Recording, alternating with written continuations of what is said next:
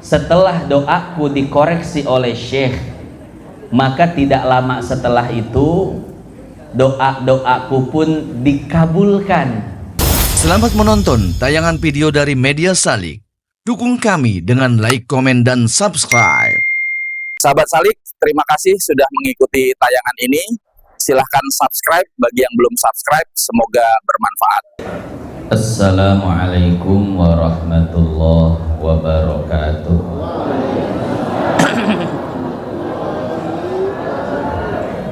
Bismillah, walhamdulillah, wassalatu wassalamu ala rasulillah. Qala ta'ala, yarfa'illahu alladhina amanu minkum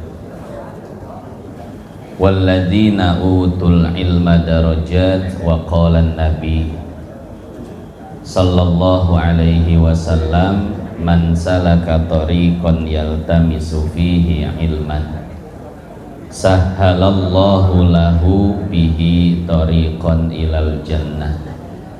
Yang saya hormati dan saya muliakan segenap hadirin wal hadirat jamaah Majlis Taklim Aisyah Basudi, wabil khusus sahibul bait Bapak Haji Omid dan Ibu Hajjah Kokom beserta keluarga, anak, cucu, mantu, kita doakan semuanya. Mudah-mudahan Allah panjangkan umurnya, disehatkan badannya, dimudahkan segala urusannya, urusan dunianya, urusan akhiratnya. Amin ya rabbal. Yang sama-sama kita hormati para guru, para asatidzah wal ustadzat, para orang tua, para tokoh, para sesepuh, bapak-bapak, ibu-ibu, dan segenap kaum remaja yang mohon maaf tidak bisa disebutkan satu persatu namanya, namun tidak mengurangi rasa hormat dan takzim saya kepada beliau-beliau semua.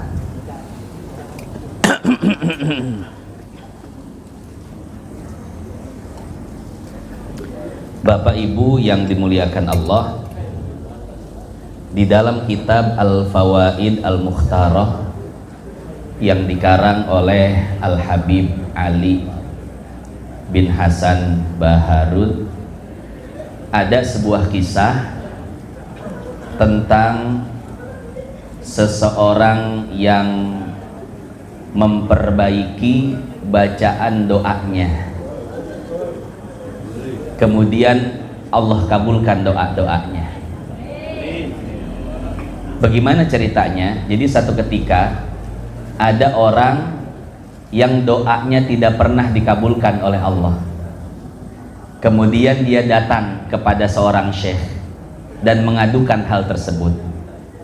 Wahai syekh, mengapa selama ini doa-doaku tidak pernah diijabah oleh Allah?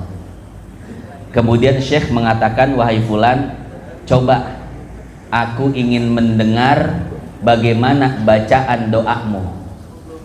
Akhirnya orang ini pun membacakan doanya di hadapan syekh. Kemudian setelah selesai, maka syekh mengkoreksi doa-doanya. Kata syekh, wahai fulan, tidak ada yang salah dari doamu kecuali satu, yaitu kalimat ya Zul Jalali wal Ikram.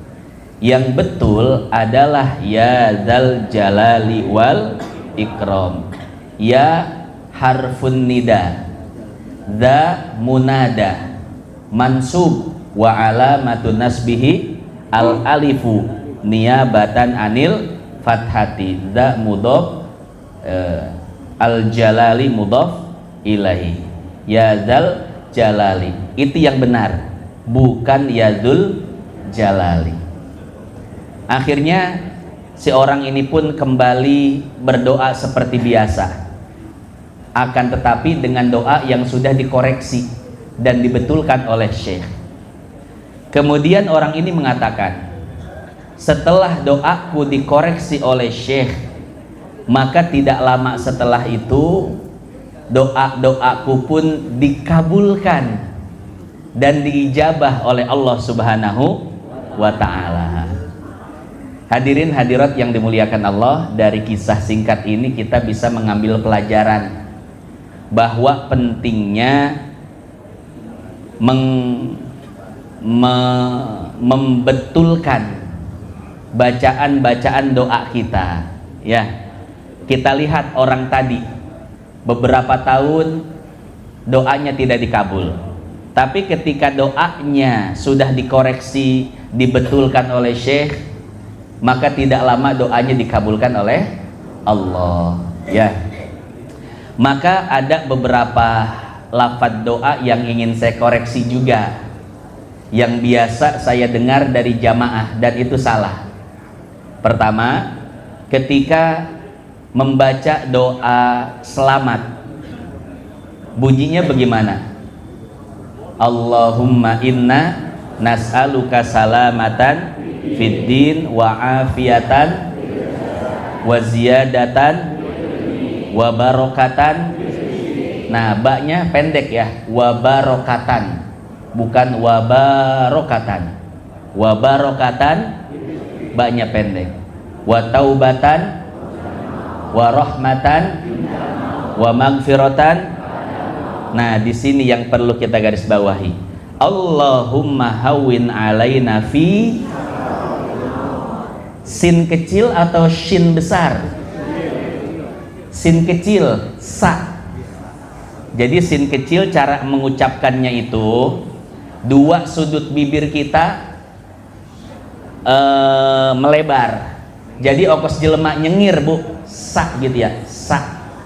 Jangan sa. Kalau sa begini bibirnya enggak nyengir, khawatir masuk makhraj huruf so. Sa gitu ya. Tapi nyengir dikit. Sa gitu ya. Rasulullah. Rasul, itu agak nyengir ya. Nah, Allahumma hawwin alaina fi sakaratil maut, bukan syakaratil maut, karena maknanya beda.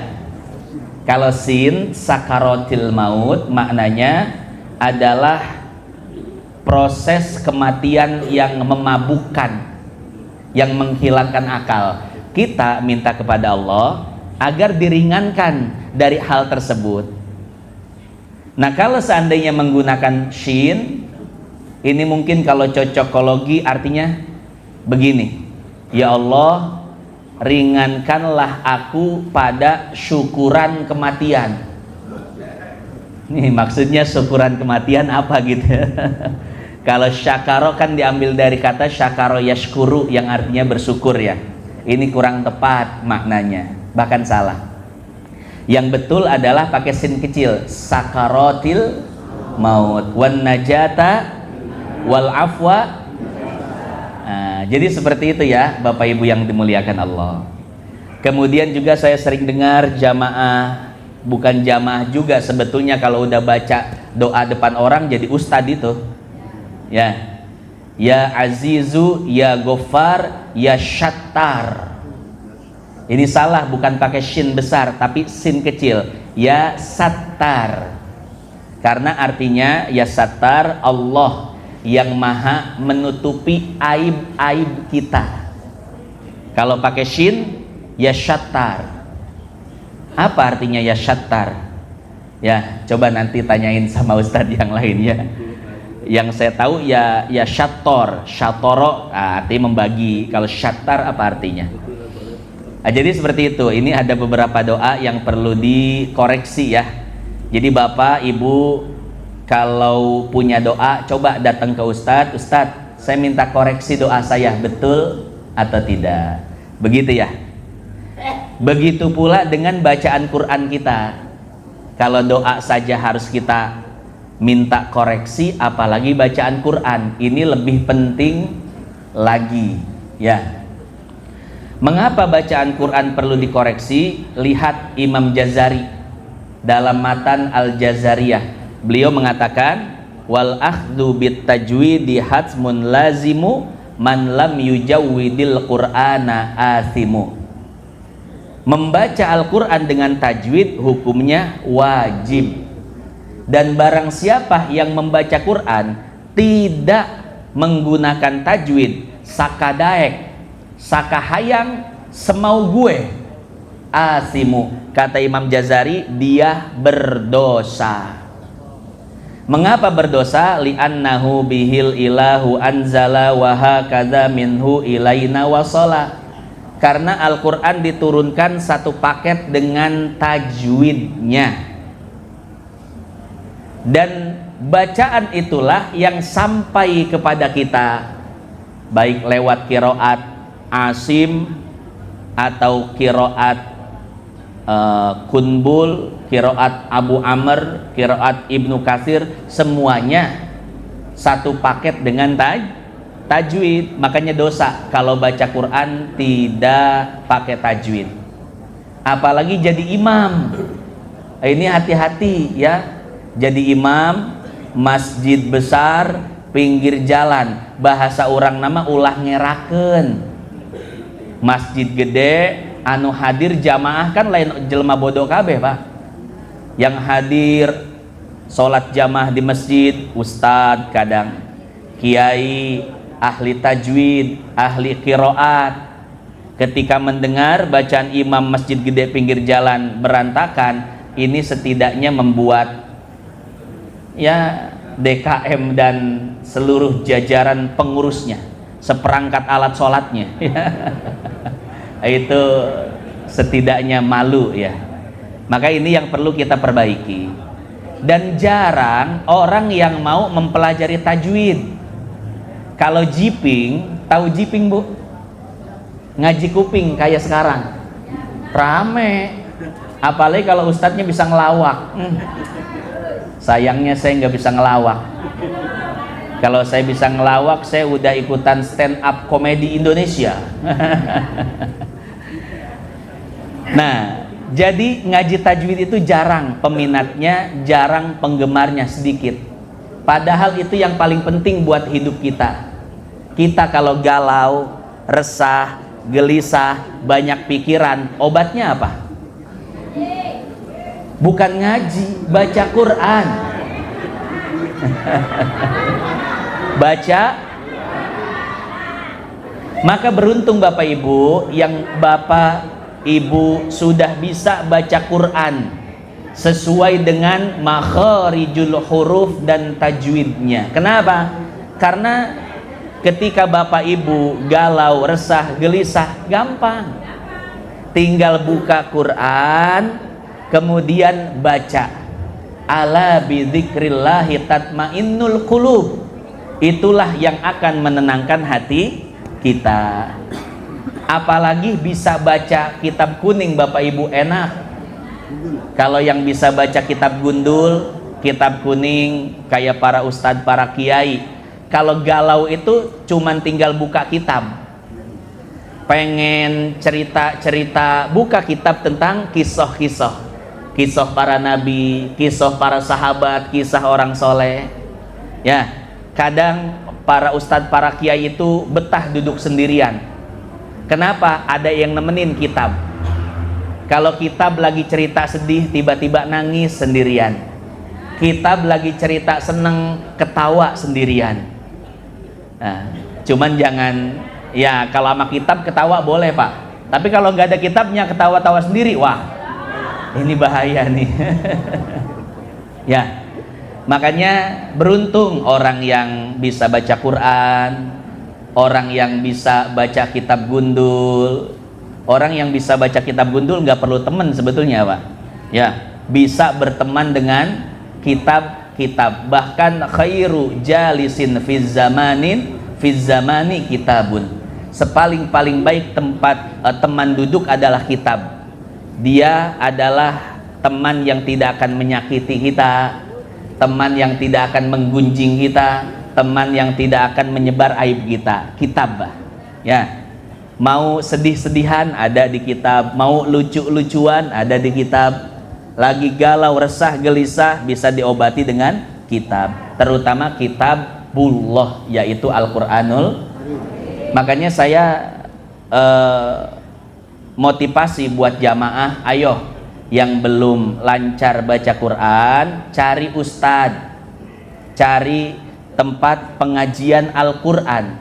Buat apa? Keuntungannya bukan buat saya, bukan buat orang, tapi untuk diri sendiri. Saya jamin Bapak Ibu bisa baca Quran plus baca juga Qurannya, mukanya ceria, nggak galau, resah, gelisah, nggak kisyut. Nyawa kisyut bu kisyut.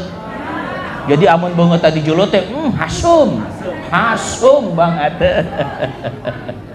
Ya. Apalagi Bapak Ibu yang mungkin sudah berumur, ya, udah tua umurnya, ya, apalagi coba yang dicari. Saya aja yang masih muda, saya udah kepikiran.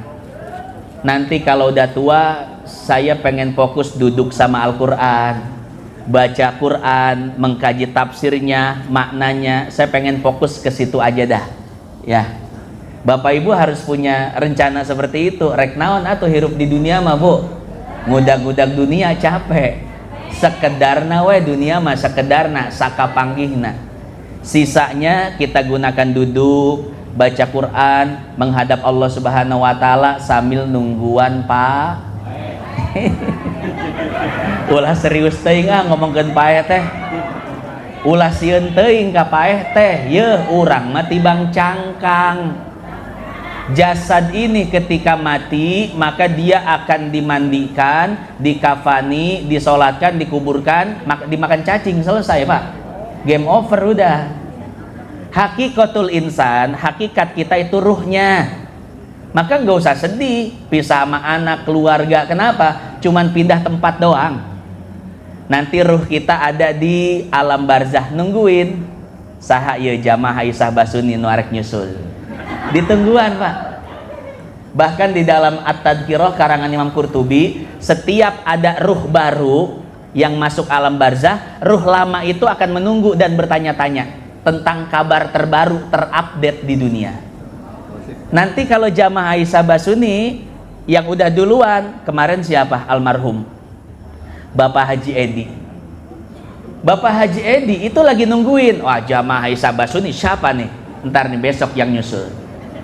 Kalau ada yang nyusul ditanya, oi gimana pengajian? Makin rame, Masya Allah. Ya, jamaahnya luar biasa. Kalau nanya, luar binasa. Ya, jadi itu di dalam kitab At-Tadhkirah karangan Imam Qurtubi, cerita di alam barzah, ngopi lagi, kongko lagi, gampang. Gak usah jadi pikiran, mati mau ngapain? Yang perlu kita pikirkan bukan kapan kita mati, tapi yang perlu kita pikirkan apa persiapan untuk bekal mati. Eta bu, bukan cuman tahu tapi harus sadar. Bu, bekal mati apa? Emas. Taat kepada suami. Iza shallatil mar'atu khamsaha wa shamat syahraha wa ata'at zaujaha tadkhulul jannata min ayyi babin sya'at. Siapapun wanita yang sudah sholat 5 waktu, kemudian sudah puasa Ramadan, taat sama suami walaupun suaminya geblek. Kajen bu, suami geblek urusan manehna jeung Allah, urusan ibu jeung manehna mah taat. Barang siapa yang ketaatannya itu tidak tergantung kepada balasan kebaikannya. Ibu nggak peduli suami mau soleh mau nggak soleh, mau bener mau nggak bener, urusan ibu taat sama suami. Ibu nggak peduli sama kebaikan suami. Yang ibu peduli adalah perintah Allah. Maka perempuan seperti ini kata Allah silahkan masuk surga dari pintu surga manapun yang kau mau. Kadang kan kalau pasangan zaman now, perempuan zaman sekarang, kalau suamiku baik, aku akan lebih baik. Suamiku perhatian, aku akan lebih perhatian. Salah. Nggak betul, itu salah. Kalau kebaikan kita kaitkan dengan kebaikan orang lain, ketika orang lain berbuat jahat, kita akan jahat. Betul ya? Tapi kebaikan kita niatkan karena Allah. Kita taat kepada suami, Bu, karena Allah, bukan karena kebaikan suami. Kita sayang pada anak, perhatian pada anak karena Allah, bukan karena anaknya baik-baik, bukan. Karena kewajiban. Begitu pula bapak. Bapak sayang, perhatian, tanggung jawab kepada istri bukan karena istrinya pinter masak, pinter dandan, bukan. Tapi karena itu perintah Allah. Bodoh teuing pamajikan arek dangdana kos kumakas ondel-ondel sugan. Aingnya bakal tanggung jawab, bakal sayang. Kenapa? Perintah Allah. Bukan karena istriku pandai bersolek, bukan. Bersolek urusan 18. Ya, urusan pertama adalah perintah. Istri mau masaknya enak gak enak, saya tetap berbuat baik dan perhatian pada istri. Kenapa? Perintah Allah. Jadi kalau pasangan suami istri bergantung dengan kebaikan masing-masing, cepat selesai rumah tangga, Pak. Ya, game over. Maka lakukan semuanya karena Allah, insya Allah semuanya akan bertahan awet sampai hari kiamat. Daek Bu, kapangi kiamat? Saya mambung.